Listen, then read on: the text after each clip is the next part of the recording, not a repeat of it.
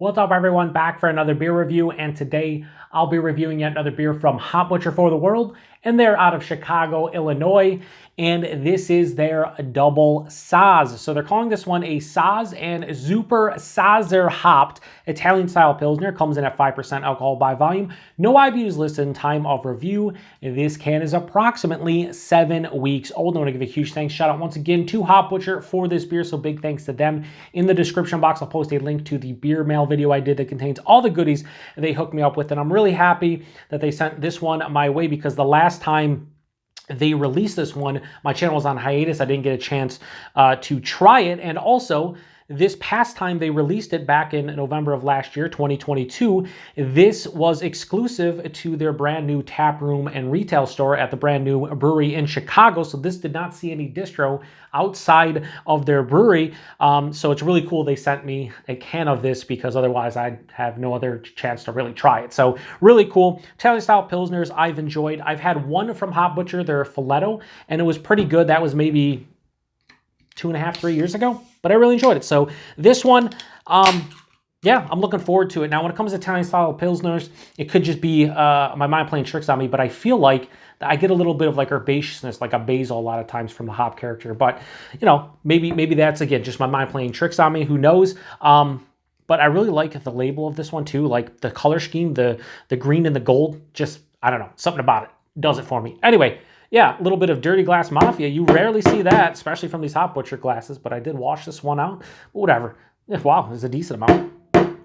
All right, so we have a crystal color, not crystal color, but you can see through it, perfect, crystal clear. It has this really nice, like, I would say, bright gold color into the light. Yeah, beautiful, decent amount of carbonation. Had about a finger of a bright white soap sudsy looking head that is now dissipated to a thin film, but that looks like some kind of, you know, Pilsner for sure. Let's get a nose. Okay. So I'm getting like a pretty pronounced lemon character, like almost like a sweeter lemon. There's a nice like cereal grain into just like a nice crackery malt base. There's a little, like a touch of like a floral herbaceousness, probably coming from the Saaz and the Zuuper Saazer. I think that's just like is that just like a big, more intense version of Saaz? I have no idea because I don't know if I've ever had a beer with that hop in it. Yeah, it smells a little bit like sweet from the cereal grain. You get a little bit of that sweeter lemon vibe, touch of an herbaceousness and floral component. Smells like it's going to be a crispy boy. So let's get into it. Cheers, everybody, or Prost. We'll go with cheers.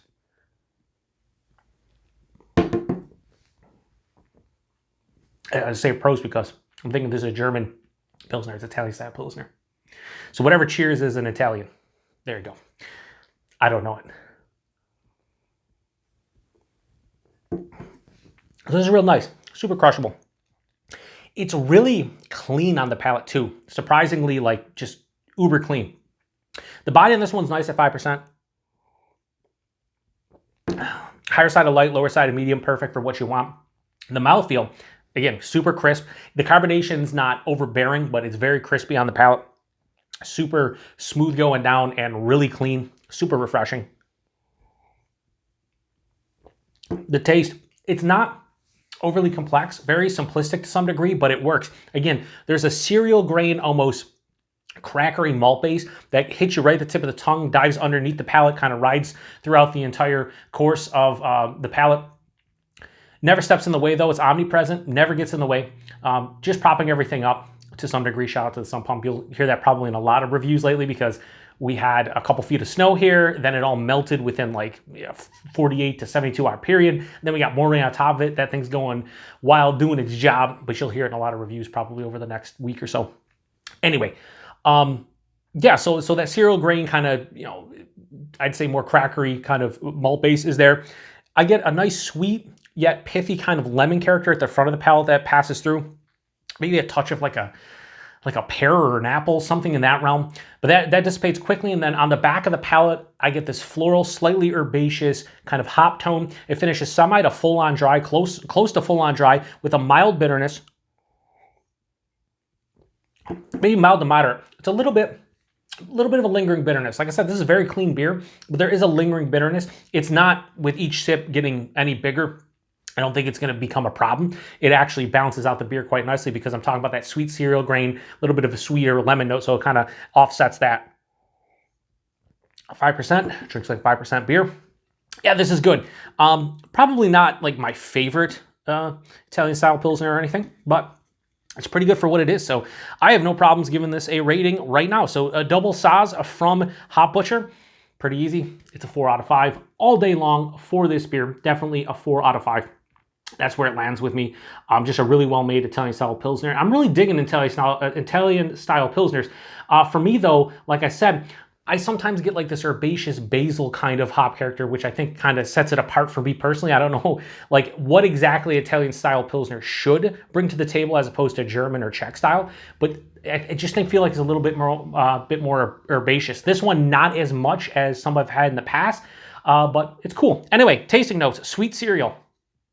Nailed it. Yeah, sweet cereal for sure. I said like a sweet cereal grade kind of quality, and then like a sweeter lemon. Candied lemon. 2 for 2.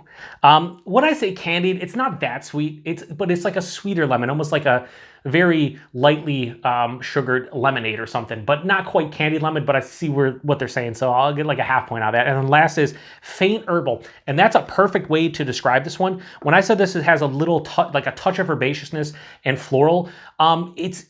It's slightly noticeable, but unlike a lot of other Italian-style Pilsners where I got more of that like basil or herbal kind of feeling, this doesn't have it. So it's them saying faint herbal, they kind of nailed it, honestly, in the taste note. That's almost perfection from what I'm getting. So I don't know if I necessarily nailed it or they nailed it. Regardless, they nailed it. Anyway, this is really good. If you've had it before, post in the comment section. Let me know what you think about it. Price and availability, I don't know. Like I said, it's exclusive at the tap room.